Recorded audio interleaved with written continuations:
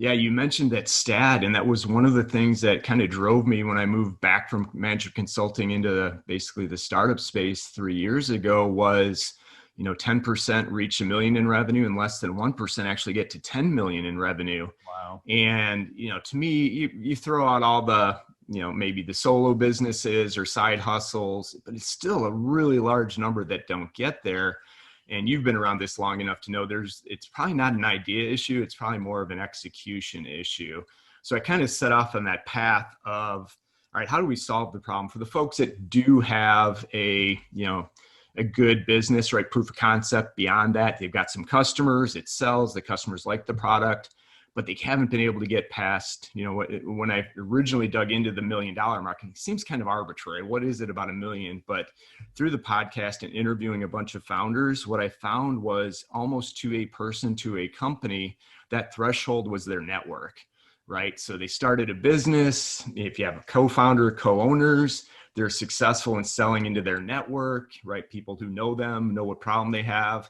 But once they try to break beyond that into either new markets or folks that don't know them is where they plateau.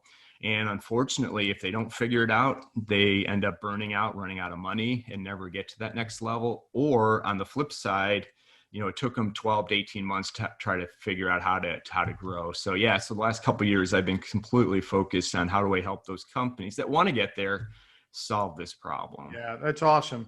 So I'm excited to dive into your methodology, but before we do that, why are you so convinced that this methodology will work for any company once applied to it? Yeah, I think part of it is experience, right?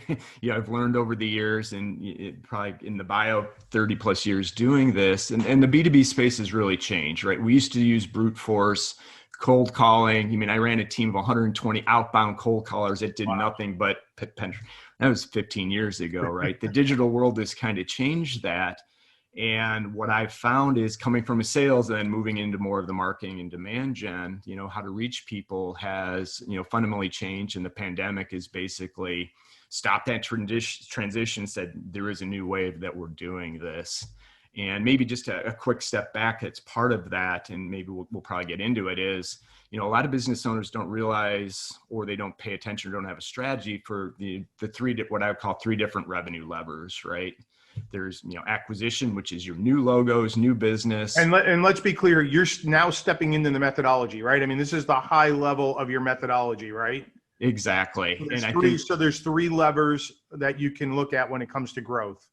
exactly. Thank Awesome. you for sending me back. But yeah, so, sounds super simple. A-R-N-E, acquisition, retention, and expansion. Mm-hmm. And what I found historically is most companies will have a strategy for one, maybe, probably not two, and definitely not three. Uh-huh. And when you think about it, acquisition is starting to is new business, new logos. People haven't done business with you.